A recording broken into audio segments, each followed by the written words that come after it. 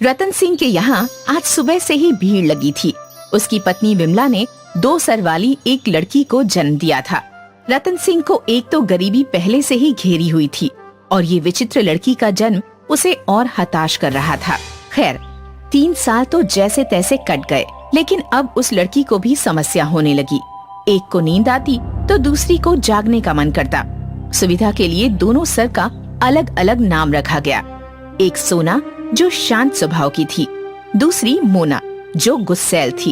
एक ही शरीर होने के कारण दोनों को काफी मुश्किलों का सामना करना पड़ता था। विमला, आज मैं सोना और मोना को स्कूल में दाखिला दिलाने के लिए गया था, लेकिन हेडमास्टर ने एडमिशन लेने से मना कर दिया। बोले कि अगर परीक्षा पास करेगी तो सर्टिफिकेट किसके नाम का होगा। अगर दोनों का दिमाग लगेगा तो एक सर्टिफिकेट ही क्यों, और अगर 2 दिमाग लगाकर एक परीक्षा पास करता है तो ये दूसरे छात्रों के साथ अन्याय होगा। पता नहीं इनका क्या होगा। पापा, अब हम कैसे पढ़ेंगे? यहाँ भी कोई हमारे साथ नहीं खेलता, सभी हमारा मजाक उड़ाते हैं। हाँ मेरे बच्चों, मुझे मालूम है हम गरीब आदमी का मजाक सारी दुनिया उड़ाती है, और तुम लोगों के साथ तो नसीब ने ही मजाक किया है। मैं तुम्हें पढ़ाऊंगा। समय गुजरने के साथ साथ सोना मोना भी बड़ी हो गई।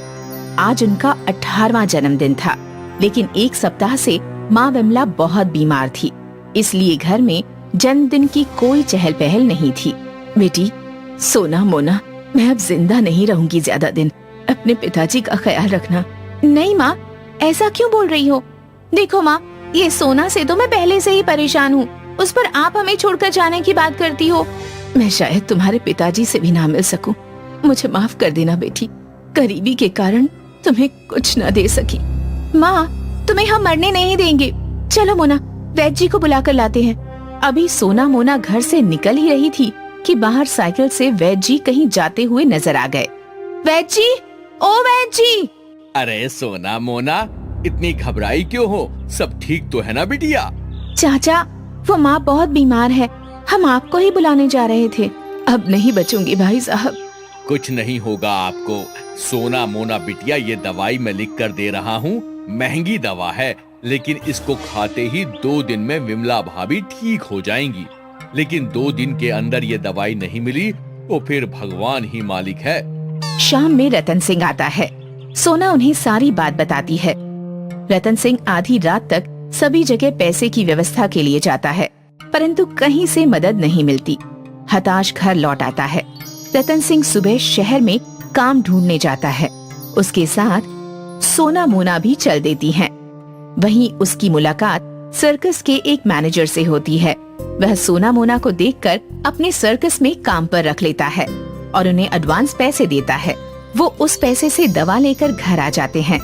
विमला 2 दिन में ठीक हो जाती है। सोना मोना प्रतिदिन सर्कस में जाने लगती हैं। उनके लिए गाड़ी गांव में आती है। उन्हें सर्कस में अजूबा लड़की के रूप में दिखाया जाता है। लोग उन्हें देखकर हंसते हैं। कुछ महिलाएं तो देवी समझकर उनकी पूजा भी करती हैं। एक दिन सर्कस में कुछ लड़के उन्हें पत्थर मार रहे होते हैं। मोना उन्हें भला बुरा कहती है। तभी एक लड़का जोर से पत्थर फेंककर मारता है। मोना अपना सिर झुका लेती है। पत्थर सीधा जाकर सोना के सिर पे लगता है और वह बेहोश हो जाती है। सॉरी सोना, क्या हुआ? उठो ना, हम दोनों कितने अभागिन हैं कि एक दूसरे को देख भी नहीं सकते। क्या हुआ? अरे कोई पानी लेकर आओ। ये लीजिए पानी। सोना मोना को हॉस्पिटल से इलाज करवाकर घर भेज दिया जाता है। रतन सिंह और विमला दोनों निर्णय करते हैं कि कल से सोना मोना सर्कस नहीं जाएंगी। 2-4 दिन में सोना भी ठीक हो जाती है।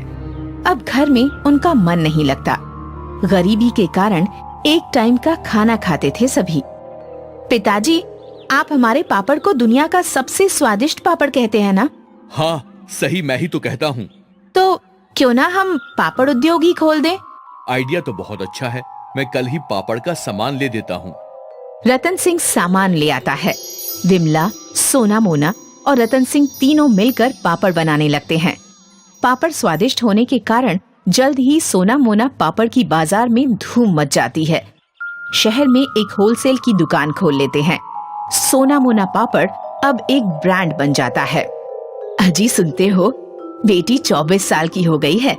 अब इसकी शादी के लिए रिश्ता भी ढूंढना चाहिए।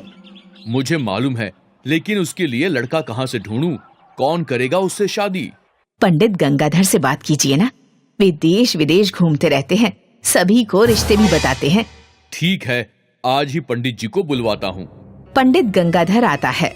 रतन सिंह का बंगला देखकर दंग रह जाता है। ड्राइंग रूम में बैठा कमरे की कीमती चीजों को निहारता रहता है। तभी रतन सिंह कमरे में दाखिल होता है। प्रणाम पंडित जी। खुश रहो बच्चा, कहो कैसे याद किया? पंडित जी, आप तो हमारी बच्ची के बारे में सब कुछ जानते ही हैं।